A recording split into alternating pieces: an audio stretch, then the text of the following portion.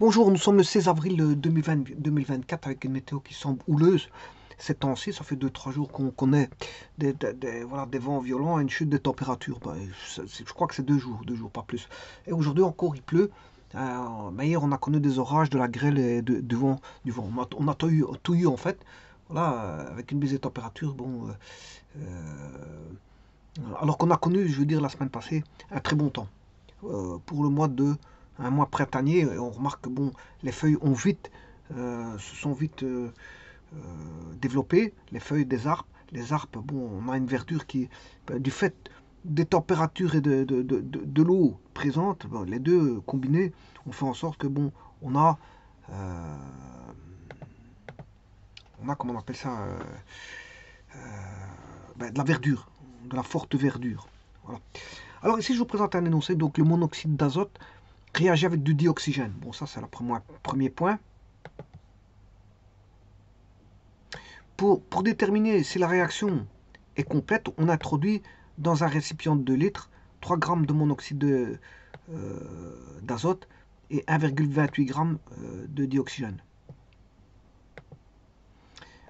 Alors, c'est-à-dire que quand vous mettez 3,0 g, c'est-à-dire que la précision est au dixième. Hein.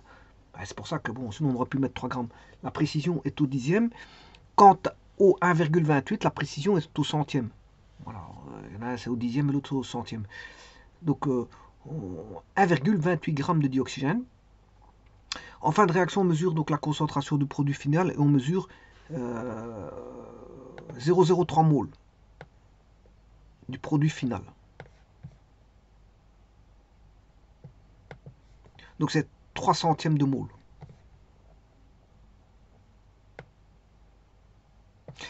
On demande quel résultat donne cette observation, bien sûr, avec un point d'interrogation.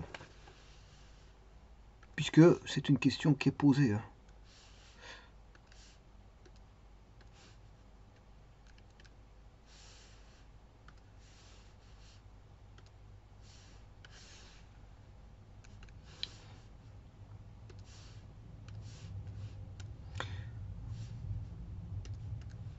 Voilà. Alors, avant toute chose, vous aurez compris qu'on a affaire à un problème de chimie qui fait intervenir donc des réactions. Donc la première chose à faire, c'est d'écrire la réaction.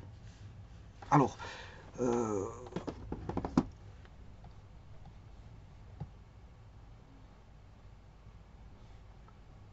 petit instant.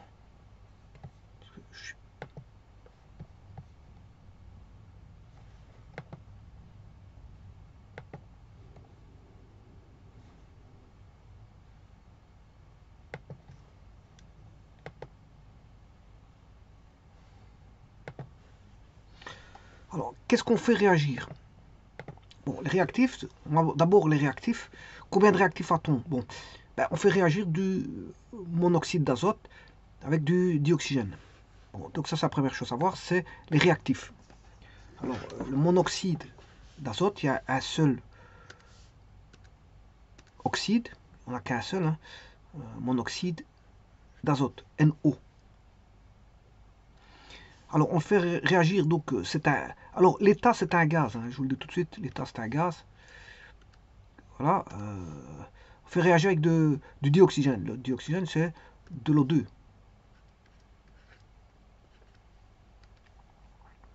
De l'O2. Alors, on va se demander, qu'est-ce qu'on va avoir? Si vous faites réagir, vous allez avoir du NO2. Hein. Vous allez obtenir du NO2. Donc, les produits, bon, tout d'abord, les états. J'ai pas marqué l'état de O2. L'état, c'est du gaz pour l'O2. Le réactif, les réactifs, on en a deux. Du monoxyde d'azote et du dioxygène. Bon. Qui va nous donner un produit qui est du NO2. Et bien sûr, qui est aussi gazeux. Donc ici, il n'y a pas de problème, tout est gazeux. Tout est gazeux. Ça, c'est la première chose à faire, c'est d'écrire les équations avec les états de la matière. Le NO est dans un état, bien sûr à la température donnée, hein, on fait en sorte qu'on ait à une température, je veux dire, de laboratoire. C'est-à-dire on a 25 degrés, quelque chose comme ça. Donc on peut se permettre de dire qu'il est gazeux. Voilà. Alors ça c'est une chose. Donc le monoxyde d'azote réagit avec du dioxygène. Pour déterminer si la réaction est complète, on a introduit dans un récipient de 2 litres 3 grammes de monoxyde d'azote et 1,28 grammes de dioxygène. Donc tout ça se fait dans un réservoir de 2 litres.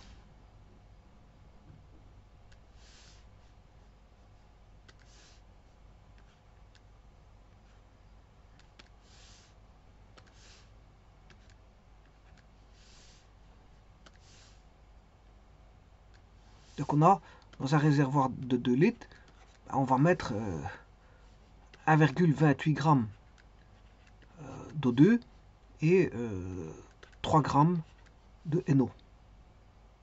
Et on demande si la réaction elle est complète. Alors complète, c'est dans ce sens-là.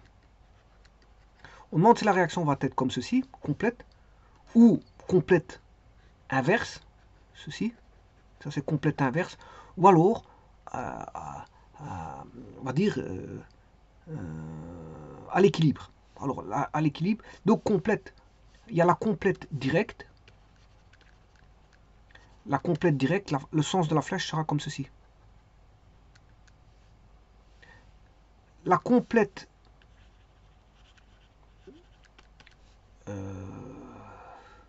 inverse, ben, c'est la flèche que j'ai mis dans ce sens-là.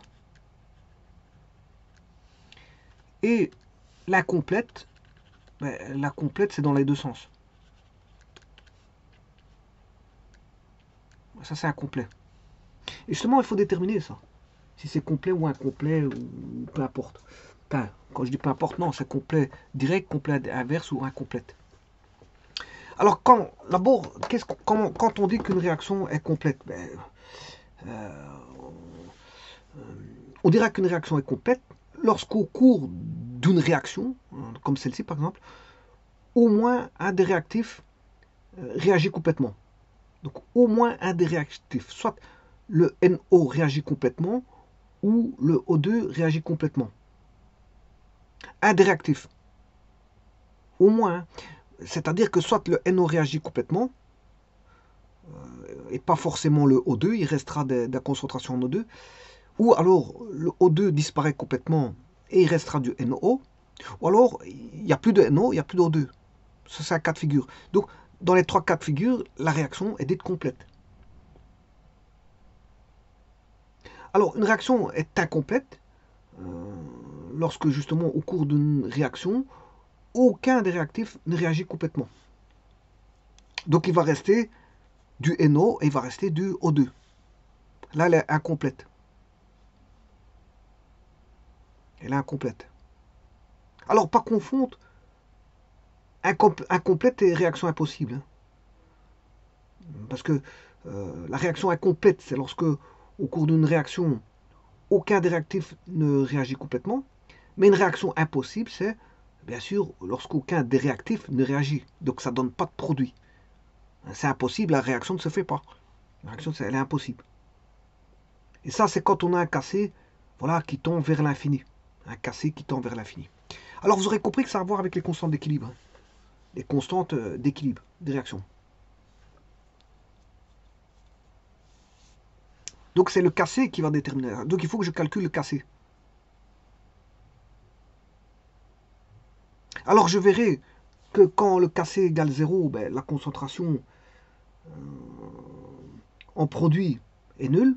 Donc, la réaction sera impossible. Donc, la réaction est impossible lorsqu'on n'aura aucun des réactifs qui réagira. Ça, c'est quand le cassé vaudra 0.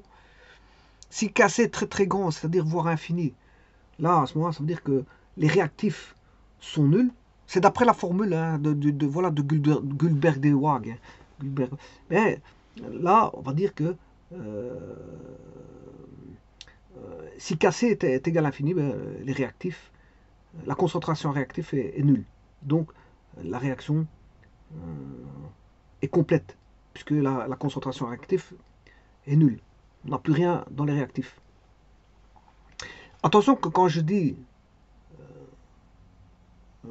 plus rien dans le cas des réactifs, ça veut dire que c'est complet, réaction complète, comme je vous l'ai dit tout à l'heure, c'est pas forcément les deux réactifs qui doivent disparaître. Un seul suffit. Un seul suffit. Maintenant, s'il y a les deux qui disparaissent, on peut dire aussi qu'elle est complète. C'est normal. Parce que tout a réagi. Tout a réagi. Donc ici, c'est une histoire de calcul de KC. Bon, je ferai une fois un tableau avec les KC en comparatif par rapport à 1. Si c'est plus petit que 1, plus grand que 1, si c'est égal à 1, si ça tend vers l'infini, voilà. On sait discuter par rapport voilà, au KC. Alors, le KC, qu'est-ce qu'il vaudra ici? Ben, il faut d'abord faire l'équilibre de la réaction. Alors, si je fais l'équilibre de la réaction, on a ici un oxygène, là on en a 2, ce qui fait 3. Là j'en ai 2. Ben, si je mets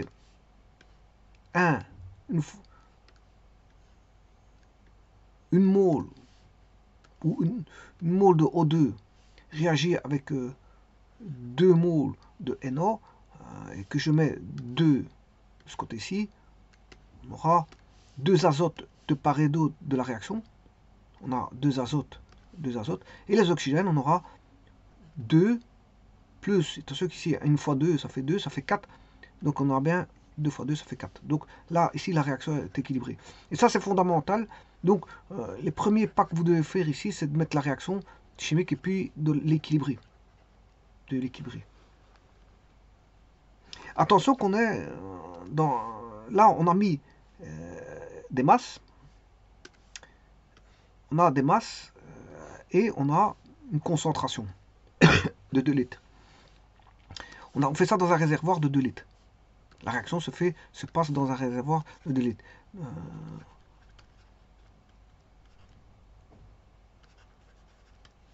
C'est dans un réservoir de 2 litres. Alors, le KC, c'est la concentration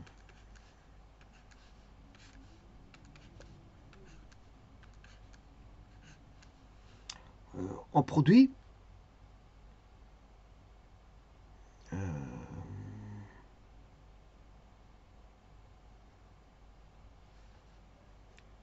alors, le produit, c'est du NO2. Bien sûr, comme il y a 2 moles, il faut la mettre au carré. Voilà. Et les réactifs, ben on en a 2, donc ce sera NO. Lui, il est mis au carré. Par contre, parce qu'il y a 2 moles, l'oxygène, il est mis voilà, à l'exposant 1, parce qu'il n'y a qu'une seule mole. Et donc le KC, c'est ça. Donc il faut avoir les réactions, enfin les concentrations à l'équilibre. Une fois qu'on a les concentrations, bien sûr, à l'équilibre, alors je rappelle qu'à l'équilibre, qu'est-ce qui va se passer? Pendant que des produits vont se former, puis on a un équilibre. Voilà. Ça c'est la concentration. La concentration.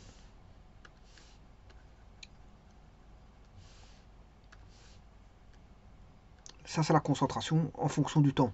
Et donc on a une vitesse de réaction qui va se faire, qui n'est pas la même que la vitesse de réaction des produits formés. Voilà. Mais à un moment donné, à l'équilibre, qu'est-ce qu'on a? On a les vitesses qui sont les mêmes. Je ne vais pas dire que c'est là. C'est pas là, c'est ici quelque part. Donc là, les vitesses, voilà, les concentrations n'évoluent plus. Une fois que les concentrations n'évoluent plus, on peut dire qu'on est à l'équilibre. Les produits sont formés, on peut attendre encore 20 ans. Ça, il y a toujours quelque chose qui va se passer, mais très très faiblement. Donc on peut dire qu'à un moment donné, on a l'équilibre. On ne va pas attendre, je veux dire, voilà, une fois que la constante d'équilibre est atteinte, on va se dire que c'est bon. Il n'y a pas besoin d'attendre encore longtemps. Donc, bien sûr, ici, ce sont les vitesses, c'est la concentration, la vitesse de concentration en fonction du temps qui est mesurée. Et donc, quand la vitesse de concentration est constante, voilà, la vitesse, bien sûr, c'est un rapport. Hein. C'est un delta concentration. La vitesse, c'est delta concentration sur delta t. Voilà, donc en fait, elle est donnée par la pente. La pente donne la vitesse. Ici, on a une vitesse constante. Hein. Voilà, ici aussi. La pente est donnée par la vitesse est donnée par la pente. Eh bien, maintenant qu'on a tout, il y a juste un petit truc à voir. Je vais faire un tableau. Alors, on a du NO. On a de l'oxygène en présence. Alors, le nombre de moles ici, on a dit que c'était 2 et une mole d'oxygène pour former 2 moles de NO2. Alors, NO2, c'est du dioxyde d'azote. C'est du dioxyde d'azote. Hein. Le NO2, le NO, c'est le monoxyde d'azote, et le NO2, c'est le dioxyde d'azote. Donc, en fait, on a rajouté de l'oxygène au monoxyde. On rajoute de l'oxygène au monoxyde pour avoir du dioxyde d'azote. Alors, qu'est-ce qu'on doit avoir? Ben, il faut calculer le nombre de moles, N. On va calculer le nombre de moles. Bien sûr, ce sont le nombre de moles de départ. Hein. Ça, c'est au départ.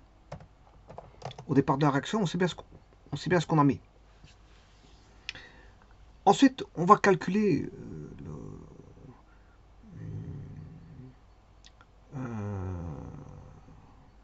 le delta N, la variation de mole,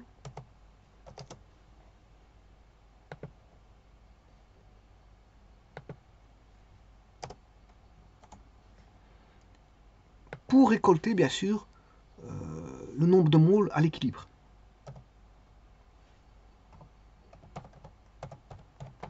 Et puis, une fois qu'on a le nombre de moles à l'équilibre, on sait bien qu'on est dans un réservoir, on fait la réaction dans un réservoir de 2 litres. Attention qu'ici c'est N, c'est pas... Il faut que je force à petit n, parce que le nombre de moles c'est petit n. Et ici, il faut que je force un nombre de moles à petit n.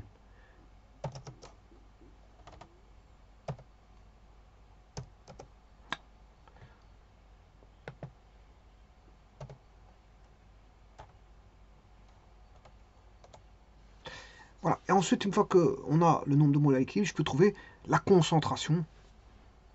La concentration.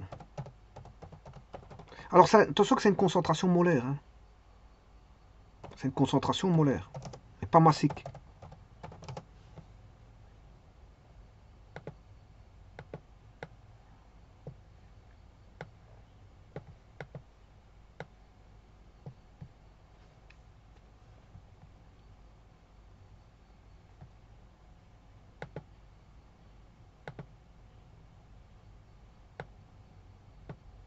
Alors, quel est le nombre de moles de départ? Mais ici, le problème, c'est qu'on ne donne pas des moles, on donne une masse. Alors, bien sûr, ici, je vais indiquer que c'est dans réservoir.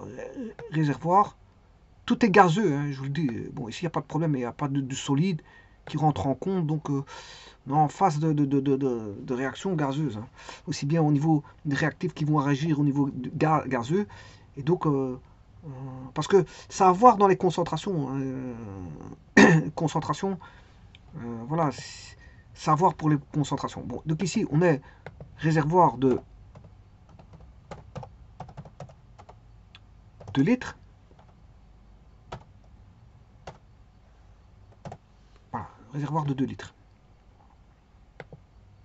Alors si vous faites dans un réservoir autre que 2 litres, ben, ça a une incidence sur la concentration molaire. Parce que je vous rappelle que l'unité de concentration molaire, c'est les moles par litre. Hein.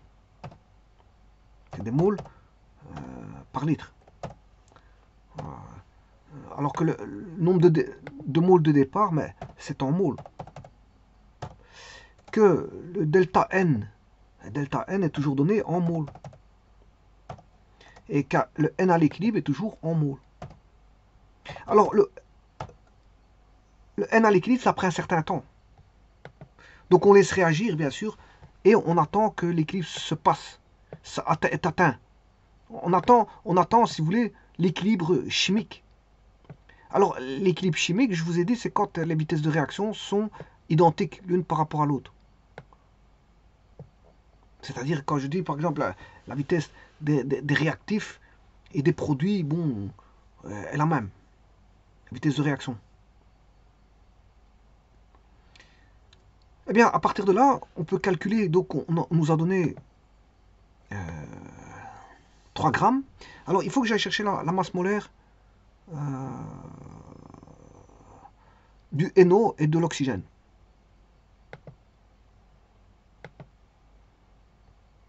Pour savoir combien de moles vont être mis en... Alors, ici, qu'est-ce qu'on a fait? On a mis une masse de NO de 3 grammes. Et on a mis une masse d'O2, de dioxygène, de 1,28 grammes. Voilà, l'unité c'est des grammes. Voilà. Donc il faut aller chercher les moles, parce que bon, le tableau qui est défini au-dessus, c'est par rapport à des moles, et pas par rapport à une masse. C'est pour ça que tout à l'heure je vous avais dit, c'est pas une masse, c'est pas une concentration massique, mais une concentration molaire. Donc il faut travailler sur base des moles. On fait qu'un travail de mole. Alors la mole, c'est une unité de matière, hein, des chimistes. Ils aiment bien travailler, les chimistes aiment bien travailler en mole. Alors pour ça, je vais regarder, bien sûr, la masse molaire du NO via les tables de Mendeleïev.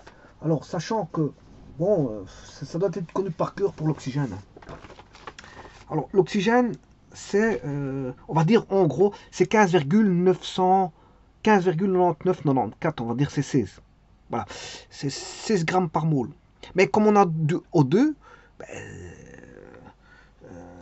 O2 ça fait 32 grammes. La masse molaire de l'O2,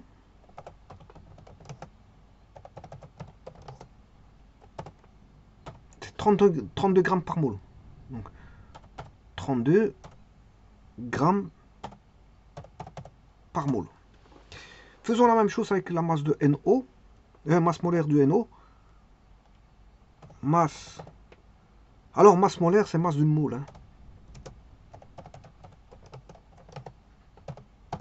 Voilà.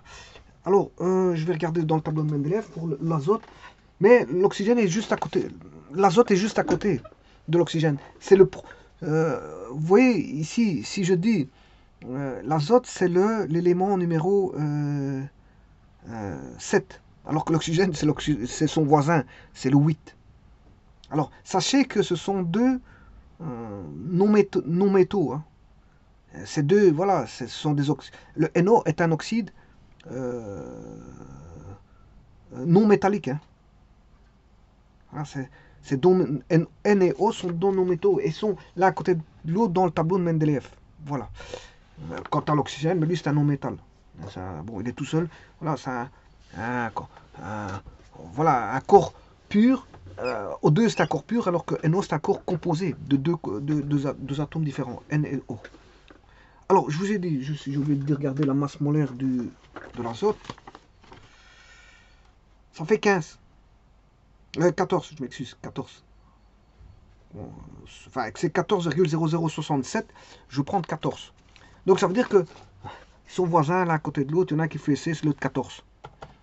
Alors là, c'est 14 grammes par mole. Voilà. Et grâce à ça, ben, on s'est trouvé le nombre de moles comment on appelle ça, de monoxyde d'azote et d'oxygène qui ont réagi. Alors je vais faire la division.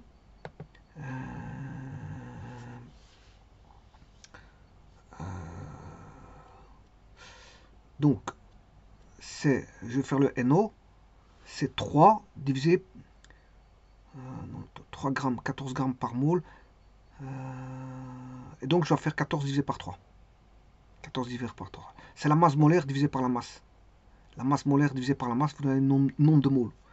Et donc le nombre de moles de départ, ben, ce sera égal à 14 divisé par 3, 4,67 moles.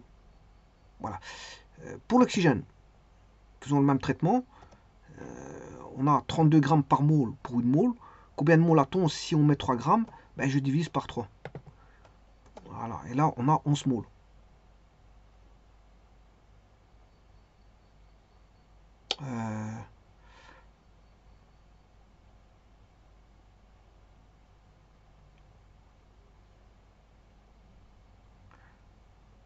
Non, ici, j'ai fait le contraire. Masse 14 grammes.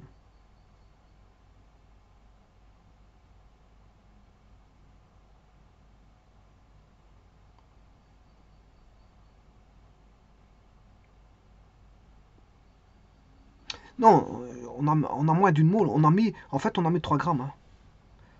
On a mis 3 grammes. Donc, on a mis 3 grammes. Donc, il faut savoir combien de moles qu'on a. C'est 3 divisé par 14. Voilà. C'est 3 divisé par 14. Ouais, attention que j'ai oublié d'ajouter l'oxygène ici. Hein. C'est 14 plus 16. 14 plus 16. Parce que l'oxygène, c'est parce que c'est du NO. La masse du NO, c'est pas 14. Je n'ai calculé que la masse voilà, de l'azote. En fait, c'est du NO. Voilà. Et donc, là, c'est 30 divisé par 3, ça fait un dixième. C'est 30 divisé par 3. Voilà. On n'a pas mis... voilà, c'est 3. Pourquoi? Parce que, bon, si je fais un calcul ici, on sait bien que on a 30 grammes. 30 grammes, c'est la masse. Hein,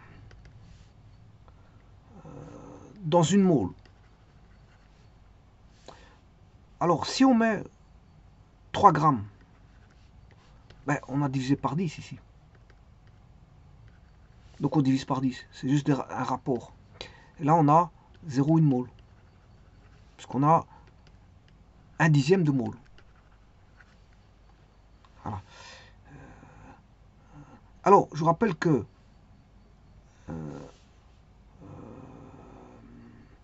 ici, je viens de prendre... Je peux mettre une formule en mettant... c'est la masse molaire divisée par la masse qui vaut 3 grammes.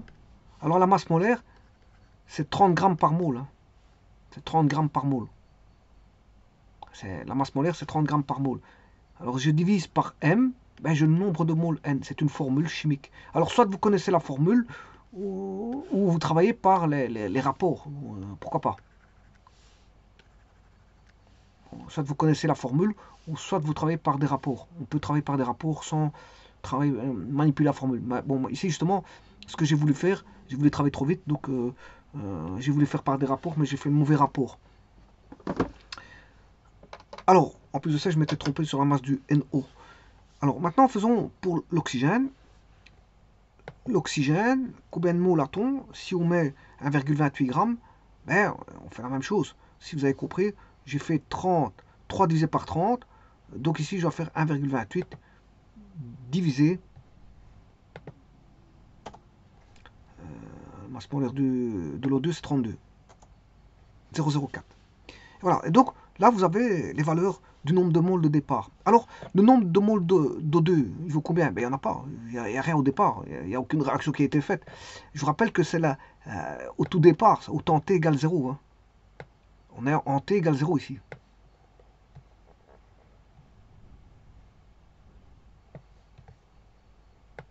Au départ, c'est en T égale 0. Voilà.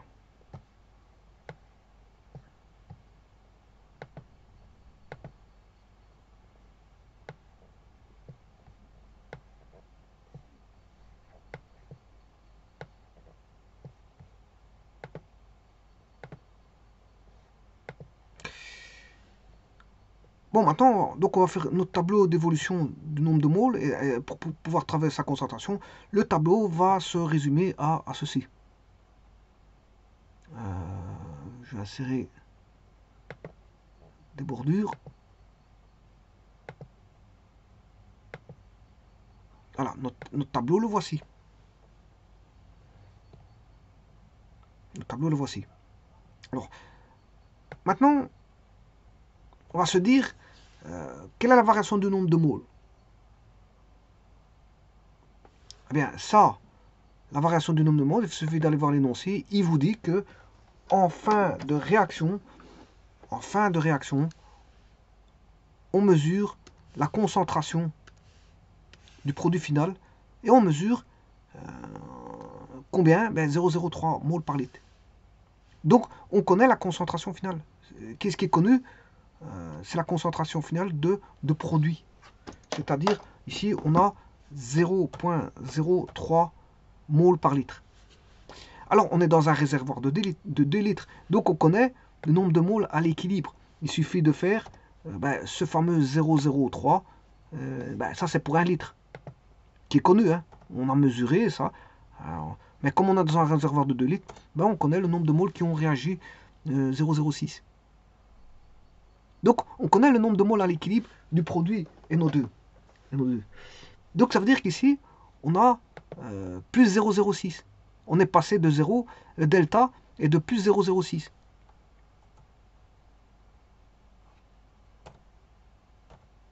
Bon, ici, je vais le mettre en texte. Je vais avoir un problème.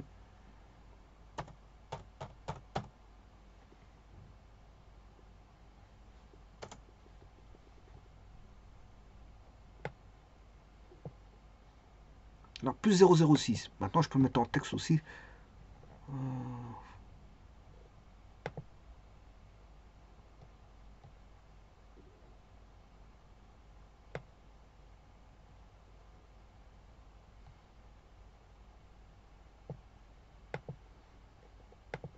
Voilà. Comme ça, je peux indiquer plus 0,06 sans qu'il me fasse de calcul. Plus 0,06. Voilà. Alors, je vais adapter ce texte pour les autres.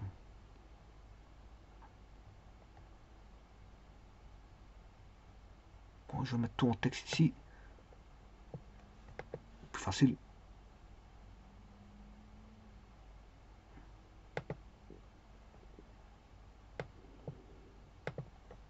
Voilà. Donc ici, si on sait bien qu'on est passé de 0 mol de départ pour NO2 à plus 0,06, ça veut dire que ici on a soustrait 0,06. Alors pourquoi moins 0,06? Parce que le nombre de moles correspond de 2. On a 2. La réaction nous vous donne. C'est pour ça qu'il faut équilibrer d'abord. Parce que là on a 2, là on a 2. Donc là, si je mets 0,06, ce sera la même chose ici. Puisque pour 2, on a 2. Par contre, pour celui-là, pour 2, on a 1. Donc le rapport, il est moitié. Le rapport, il est moitié. Donc la variation du nombre de moles ici sera moitié. Donc la moitié de 0,06, c'est moins parce que ça a été enlevé. Hein. Ça réagit. Plus parce que ça a été produit, il y a de nouveau. Moins c'est de la disparition et plus c'est de l'apparition. On va dire ça comme ça. 0,03.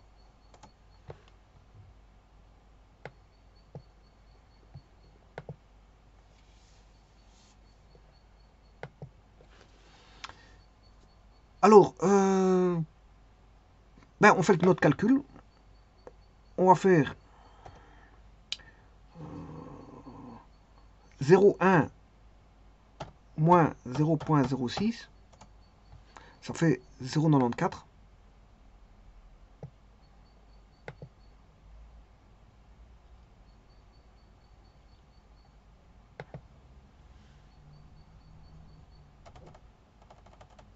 C'est pas possible ça.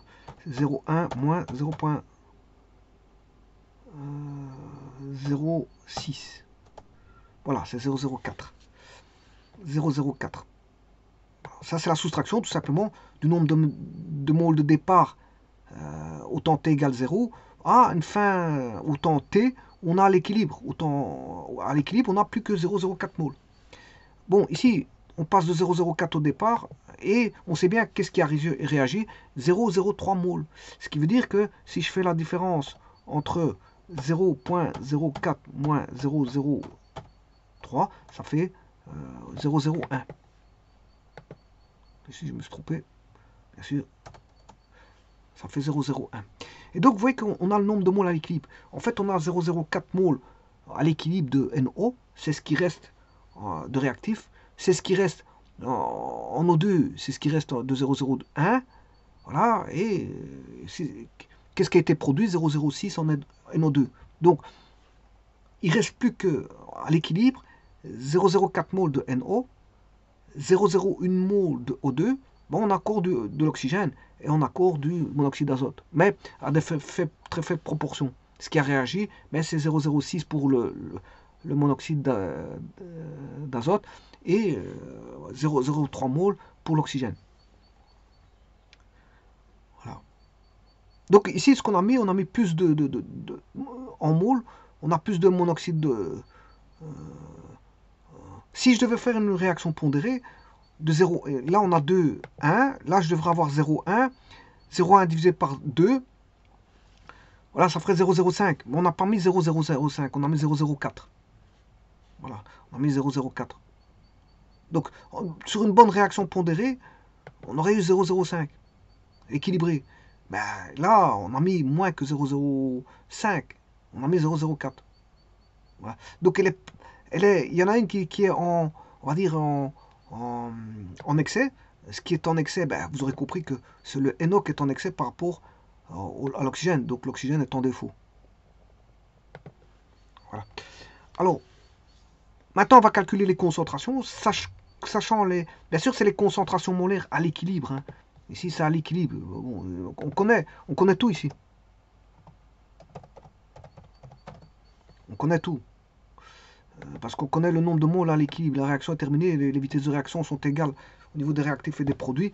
On décide que le temps T de réaction est terminé. Donc maintenant, je peux calculer les concentrations. Bon, les concentrations, c'est sur base d'un réservoir de 2 litres.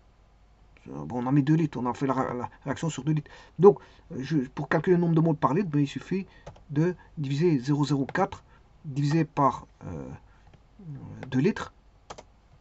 Voilà. 0,01 divisé par 2 litres. Voilà, on a tout. Donc maintenant, j'ai les concentrations des réactifs à l'équilibre. Et ben, maintenant, je peux calculer mon KC. Alors, que vaudra la constante d'équilibre? Elle sera égale à quoi? Ben, je vais calculer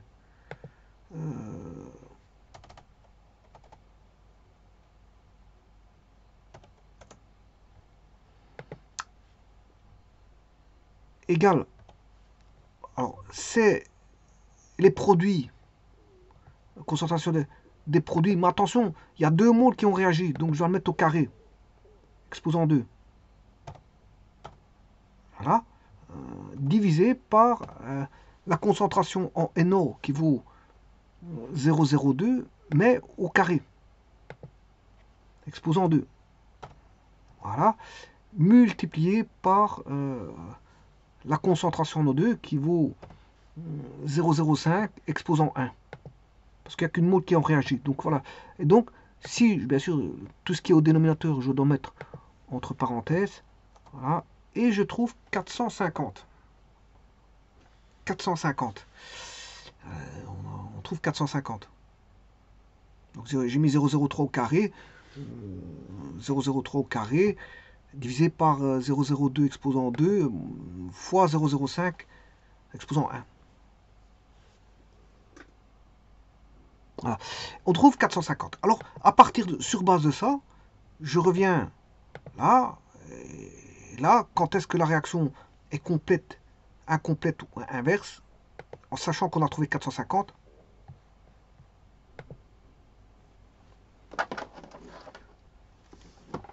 Alors, normalement, il faut comparer par rapport à 1000. Donc ici, on a trouvé un KC de 450.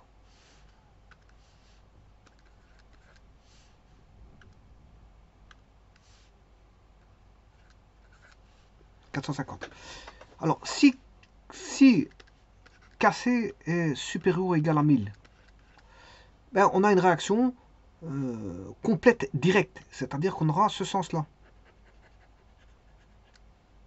Voilà, elle est complète et directe. Donc, c'est-à-dire que on a les produits sont à l'équilibre. Les produits sont à l'équilibre. Et donc, complète, ça veut dire quoi? Ben, ça veut dire que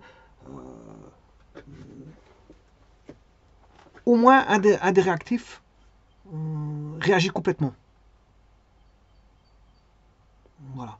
Mais attention, ça c'est complète dans le sens direct. Hein. Complète dans le sens direct.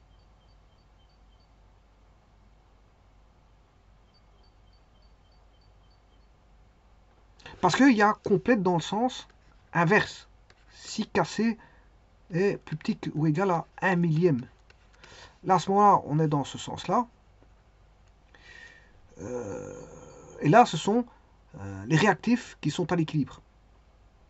Donc, c'est une complète inverse. Donc là, on est complète directe. Complète inverse. Et là, les réactifs sont à l'équilibre.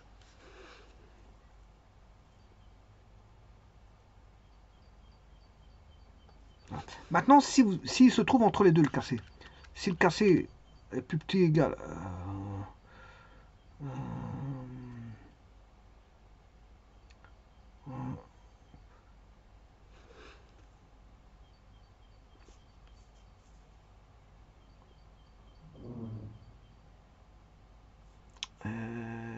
Kc compris entre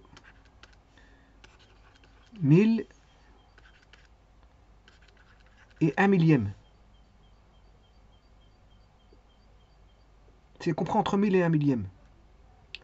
Mais là, on a à faire une réaction qui est... il va se passer dans les deux sens.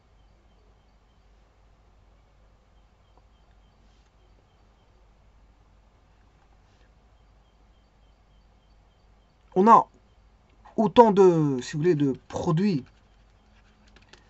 que de réactifs qui sont à l'équilibre. Donc ici, je vous rappelle que complète directe, les produits sont à l'équilibre. Les produits sont à l'équilibre, c'est-à-dire au cours de la réaction, au moins un des réactifs a complètement réagi. Un des réactifs. Si ce n'est les deux, hein, bon, on peut avoir les deux qui réagissent complètement.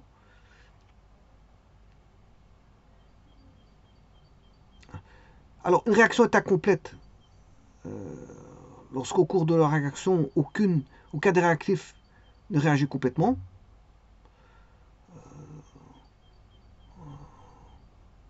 Donc, incomplet, bien sûr, c'est celui-ci.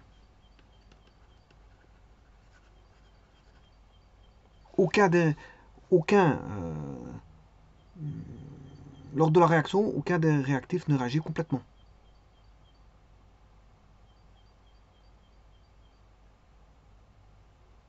Et donc, on aura une partie produit qui seront en équilibre et une partie, on va dire, réactive qui seront en équilibre. Et c'est ce qui se passe ici. C'est ce qui se passe ici. Elle sera considérée, voilà, ici on a 0,04, 0,02 en concentration et 0,05, et on a 0,03. Bon, 0,05 c'est petit, hein. C'est petit, mais malgré tout, on va dire qu'il reste de l'O2. C'est tout petit. On a trouvé un 4C de 450, ça ne permet pas de dire que le 0,05 a disparu. Enfin, que l'oxygène a disparu. Ici, on ne peut pas dire qu'on a 0 pour 0,05 en O2. Donc, parce que le Kc nous donne 450. Et donc, 450, ça nous donne quoi? Mais c'est une réaction qui est incomplète.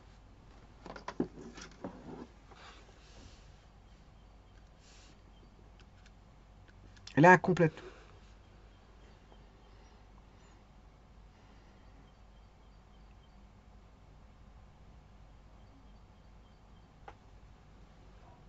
Donc ici, Kc 450, ben, Kc égale à 450, c'est ce cas-ci. Réaction incomplète. On a des produits, autant de produits que de réactifs qui sont à l'équilibre. On n'a pas la disparition, voilà, on n'a pas la disparition d'un réactif ou des deux réactifs,